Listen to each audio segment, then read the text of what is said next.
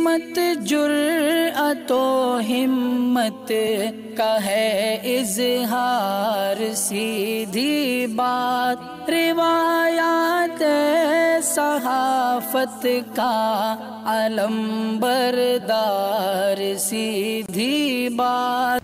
नाज़रीन गिरामी अस्सलामु अलैकुम वरहमतुल्लाहि वबरकातुहू।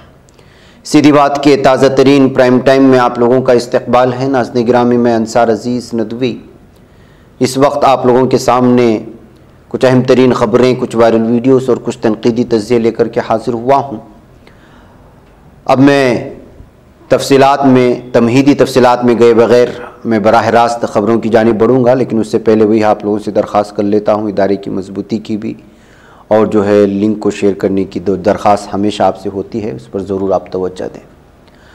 नाज़रीन गिरामी, एक तरफ मदारिस इस वक्त जो है जिस तरह निशाने पर हैं वो तो आप जानते ही हैं, दूसरी जानिब इस खबर का टुकड़ा आप पढ़ेंगी, इसकी सुर्खियाँ पढ़ेंगे, इसकी ज़ैली सुर्खियाँ आप पढ़ेंगे तो आपको अंदाज़ा होगा कि इमसाल जो नीट का एग्ज़ाम हुआ 2022 का, उसमें लगभग 1800 तलबा जिनका ताल्लुक़ मदरसे से है, उन्होंने नीट एग्ज़ाम में हिस्सा लिया था।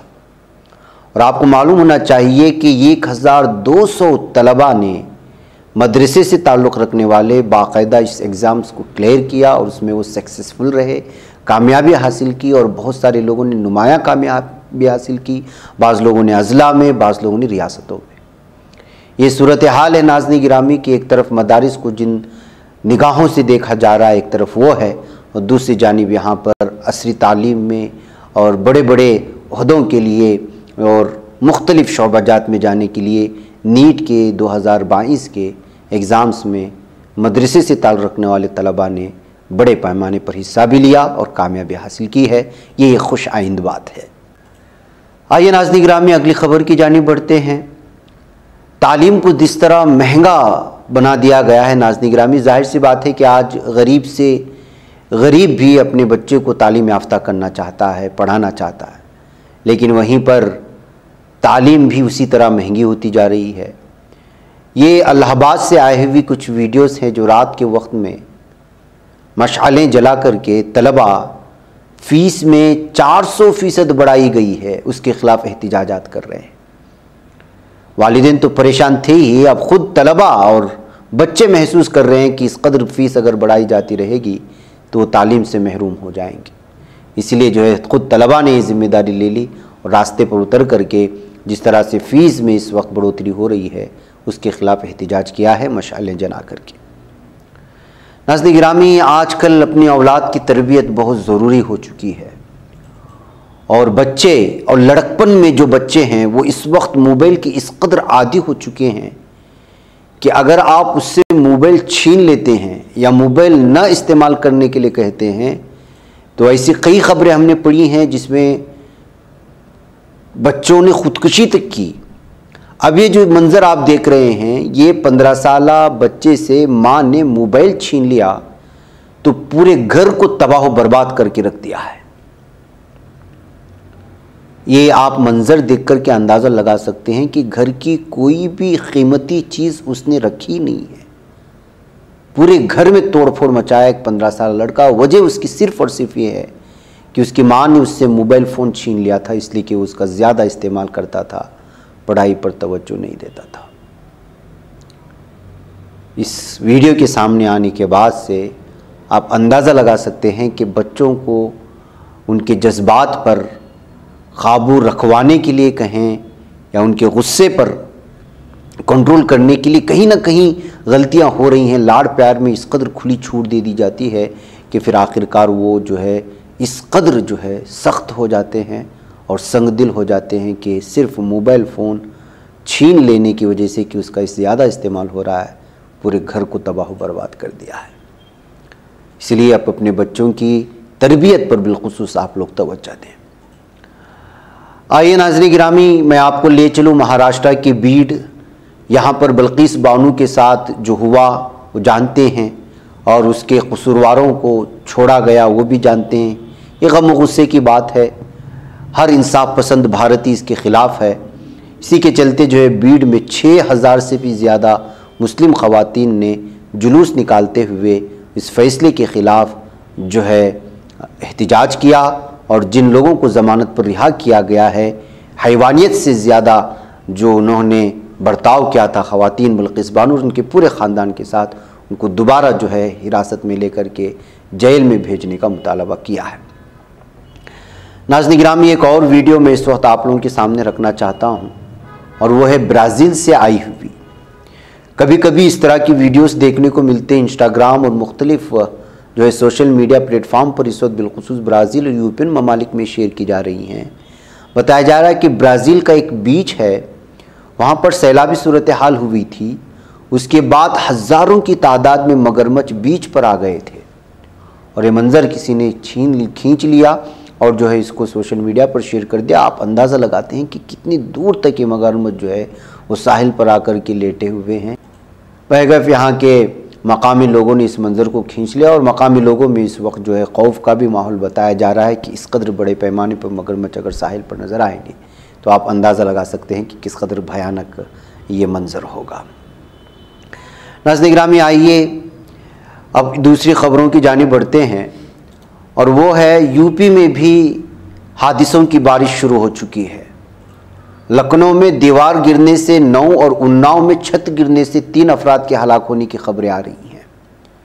जी हाँ, राजधानी लखनऊ में शदीद बारिश की वजह से जुमा के रोज़ होलनाक हादिसा पेश आया, जिसमें दीवार गिरने के सबब जो तफसीलात मैंने बताई, 2 अफराद के ज़ख्मी होने की भी खबरें हैं, और उन्नाव में भी एक शख्स ज़ख्मी हुआ है।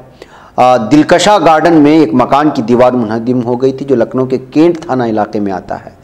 इस हादसे में एक ही ख़ानदान के 9 अफराद की मौत हुई है नाज़रीन गिरामी, जबकि 2 अफराद ज़ख्मी भी हुए हैं।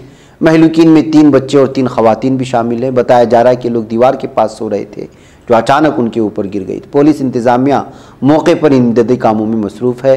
तो नाज़रीन गिरामी, मुख्तलिफ उत्तर प्रदेश की राजधानी लखनऊ समेत पूर्वांचल और बुंदेलखंड के इलाकों में भी इस वक्त कोहराम मचा हुआ है। सूरत हाल के पेश नज़र कई मकामात पर स्कूल और दफातर बंद कर दिए गए हैं। लखनऊ की ज़िला मजिस्ट्रेट सूर्यपाल गंगवार ने सूरत हाल तमाम सरकारी, गैर सरकारी और निजी स्कूलों में छुट्टी का ऐलान भी कर दिया है। तो नाज़रीन गिरामी, साउथ के मुख्तलिफ रियासतों में ये हादिसाती बारिश कहें या सैलाबी बरसात के बाद अब जो है यूपी और उधर के इलाकों में भी लगातार इस तरह की बारिशें, बरसातें देखने को मिल रही हैं, और इस बार जो है बहुत ही ज़्यादा सैलाब ने लोगों की जानें भी ली हैं, और बहुत सारे लोगों ने अपना बहुत कुछ खोया है, आप देख रहे होंगे। नाज़रीन गिरामी, आइए अब बात करते हैं कि किस तरह से मुसलमानों को धमकियां दी जा रही हैं। ये कहा जा सकता है, या फिर ये कहा जा सकता है कि जो है मुसलसल ज़हनी तौर पर हरासा करने की कोशिश होती है बीजेपी लीडरान की जानिब से। उत्तर प्रदेश के माही परवरी के वज़ीर संजय निषाद ने कहा है कि मंदिरों के करीब वाक़ तमाम मसाजिद को रज़ाकाराना तौर पर हटा लिया जाना चाहिए। इंडियन एक्सप्रेस में इसकी रिपोर्ट छपी हुई है। उसने कहा, जहां भी मंदिर है और वहीं मस्जिद बनी हुई है, सारी मस्जिदों को मैं उन लोगों से कहना चाहूँगा, आप जिस तरह राम मंदिर से हट गए हैं और राम मंदिर आराम से बन रहा है और मस्जिद अलग से बन रही है, वैसे ही हर मंदिर के करीब से मस्जिद हट जाना चाहिए। वो दूसरे हिंदुस्तान की सकाफत थी, अगर वो मजहबी इबादत करना चाहते हैं तो कहीं भी मस्जिद बनाकर कर सकते हैं। निषाद का बयान ज्ञानवापी केस में वाराणसी की एक ज़िला अदालत के फैसले के बाद आया। निषाद पार्टी के सरबराह ने मदारिस को भी निशाना बनाया। रियासत में मदारिस के सर्वे पर निषाद ने कहा, दहशतगर्दी के साथ मदारिस का ताल्लुक सामने आ चुका है और कई बार मदारिस से दहशतगर्द भी पकड़े गए, इसलिए मुस्लिम मजहबी रहनुमाओं को चाहिए कि वो मदारिस पर लगे दाग को धोने के लिए सर्वे की हिमायत करे। निषाद ने यह भी इल्ज़ाम लगाया कि अपोजिशन मौलानाओं के साथ मिलकर मजहबी जुनून फैलाती थी, फसाद करवाती थी, लेकिन जब से रियासत में योगी हुकूमत और मरकज़ में नरेंद्र मोदी की हुकूमत है, तब से फसादात पर काबू पा लिया गया है। तो नाज़रीन गिरामी, किस किस तरह के बयानात जारी हो रहे हैं और किस कदर नफरत अंगेज़ ये बयानात हैं, इससे आप अंदाज़ा लगा सकते हैं। इसी के चलते नाज़रीन गिरामी, वादी कश्मीर में बहुत बड़े पैमानों पर इस वक्त गिरफ्तारियों की खबरें आ रही हैं। गुज़िश्ता 24 घंटों के दौरान 2 मुमताज़ मजहबी स्कॉलर्स समेत 7 उलमा को पब्लिक सेफ्टी एक्ट PSA जिसको कहा जाता है, उसके तहत गिरफ्तार कर लिए जाने की खबरें हैं। दी हिंदू में ये मुकम्मल खबर शाये हुई है, जिसके हवाले से खबर आप लोगों के सामने रख रहा हूँ। आपको मालूम होना चाहिए कि PSA के तहत अब तक 2 मजहबी शख्सियात और जमात इस्लामी के 5 कारकुनों को गिरफ्तार किया गया। गिरफ्तार होने वालों में मौलाना अब्दुल रशीद दाऊदी, सरपरस्त तहरीक सौतुल औलिया और जमीयत अहले हदीस की सरकर्दा शख्सियत मौलाना मुश्ताक अहमद वेरी हैं। इब्तिदाई रिपोर्ट्स के मुताबिक इस्लामी मजहबी स्कॉलर्स को वादी कश्मीर से जम्मू की जेल में मुंतकिल किया गया है और ज़राए ने गिरफ्तार होने वाले 2 उलमा की शनाख्त भी की है, जिनका नाम फ़हीम रमज़ान और गाजी मुईनुद्दीन के नाम से की गई है। द हिंदू ने अपने खुसूसी नुमाइंदे के हवाले से इसकी रिपोर्ट बनाई है और बताया है कि अगस्त 2019 को मरकज़ की जानिब से रियासत की खुसूसी आइनी पोजीशन ख़त्म करने के बाद से जम्मू कश्मीर में इस्लामी फ़िक्र के मुख्तलिफ मकातब फ़िक्र की नुमाइंदगी करने वाले उलमा पर यह पहला बड़ा एक्शन है। बहरकैफ नाज़रीन गिरामी, बाज़ लोगों ने जो है मुख्तलिफ़ किस्म के लोगों के नाम आने के बाद भी जो है इसको मुसद्दिक़ा ज़राए नहीं बना रहे हैं, लेकिन द हिंदू ने इसको तफसीली तौर पर रिपोर्ट पेश करने की कोशिश की है। नाज़रीन गिरामी, आइए चलते चलते, जैसा कि मैंने कल कहा था कि कांग्रेस से वाबस्ता KGF बाबू से हमने लंबा इंटरव्यू लिया था। अब एक उसके और क्लिप, एक थोड़ा सा छोटा सा मैं चीज़ आप लोगों के सामने पेश करना चाहता हूं। जो इंटरव्यू में उनसे एक सवाल हुआ था, उन्होंने जो है बहुत बड़े दावे किए थे कि वो क्या कर रहे हैं अपने हलके में, बिलखुसूस चिकपेटे हलके के लोग इसको सुने। उन्होंने जो है यहाँ के गरीबों के लिए, यहाँ के लोगों के लिए एक खुसूसी प्रोग्राम बनाया है ताउन का। शायद आप लोगों को इससे फ़ायदा पहुँच सके। आप इसको देखें, मुझे इजाज़त दें। अस्सलाम वालेकुम रहमतुल्लाहि व बरकातुहू। 2,20,000 वोटर्स को अप्रॉक्सीमेट 50,000 घर होंगे। एक घर को 5,000 दिए तो साल को 25 करोड़ होती। 5 साल को 125 करोड़ होती। ये हिसाब से अब वहां जाको एरिया के अंदर जाको देखा, एरिया के अंदर जाको देखा तो क्या होता है, ये 5,000 एक महीने के राशन के पैसे होते। आगे उनको क्या भी बेनिफिट नहीं होता। तो मैं जाने के बाद अब ये तो अनाउंस कर डाले, डिस्ट्रीब्यूट भी कर डाले। अच्छा। 8,400 घर को डिस्ट्रीब्यूट भी कर डाले। अब हम 5,000 तक को 10 दिए बोला तो फिर डैमेज होता। तो इसके वास्ते अगले साल ये पूरे घरों को 10,000 के हिसाब से उनके जो हमारे पास से उसे मेरे भाना भाइयों को मैं ये रिक्वेस्ट कर रहा हूँ आपके चैनल के तरफ से, कोई भी आपको ये चक्कन डिस्काउंट कर रहे 200 रुपए डिस्काउंट के चार्जेस ले रही, लेकिन सुबह चक्कन दे तो शाम को आपको पैसे दे आपको लेने चल जा रही। अच्छा, ये उनसे अपील में क्या कर रहा हूँ, वो 200 रुपए की सूरत देखो न को 200 रुपए भी मेरे मेहनत के पैसे है। तुम्हारा डाटा मुझे आना, तुम्हारा बैंक अकाउंट मुझे मिलना। आज मैं घरे घर आकर तुम ना मैं दे रहा हूँ, कल मुझे वो ताकत नहीं रहेंगी। कल मेरा भी कारोबार भी देखना, सियासत भी देखना, कल शेड्यूल मेरा बिजी होगा। ये हिसाब से घर आको देने नहीं होगा। इससे तुम्हारा जो बैंक डिटेल्स, तुम्हारा टेलीफोन नंबर, बैंक डिटेल्स, घर का नंबर मुझे मिल गया है, अब मिल जाता है। चेक पास होने के बाद मुझे उनके डिटेल्स मिल जाते हैं। मिलने के बाद नेक्स्ट ईयर से मेरी ऑफिस में बैठ को मैं आरटीजीएस करते रहता हूँ 10-10 हज़ार। अच्छा। वो क्या है, मैं यहाँ 4 महीने काम कर तो ये 50,000 घर को पहुँचता हूँ। वो आपको ये 15 दिन के अंदर सारे घरों को 4 दिन में पहुँचा सकते, उतनी ताकत है आज बैंक।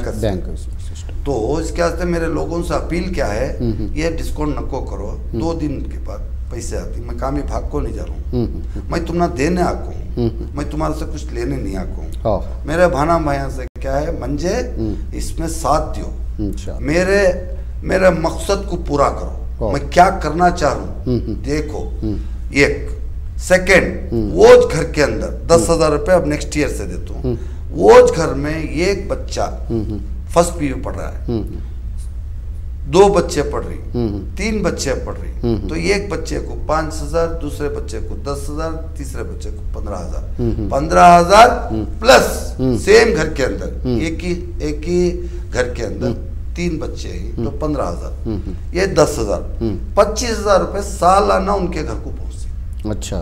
एक दूसरी स्कीम है, क्या है, ये सब जो दूसरे आदमी नहीं करे सो काम मैं कर को दिखाना करूँ। 3,000 घर बना को दे, उसमें 400 स्क्वायर फीट कर को मैंने मैनिफेस्ट में डाल को 200 स्क्वायर फीट के भी घर, 400 के भी घर, उसे लागत 1,500 रुपये लागत होती है, कंस्ट्रक्शन कास्ट है।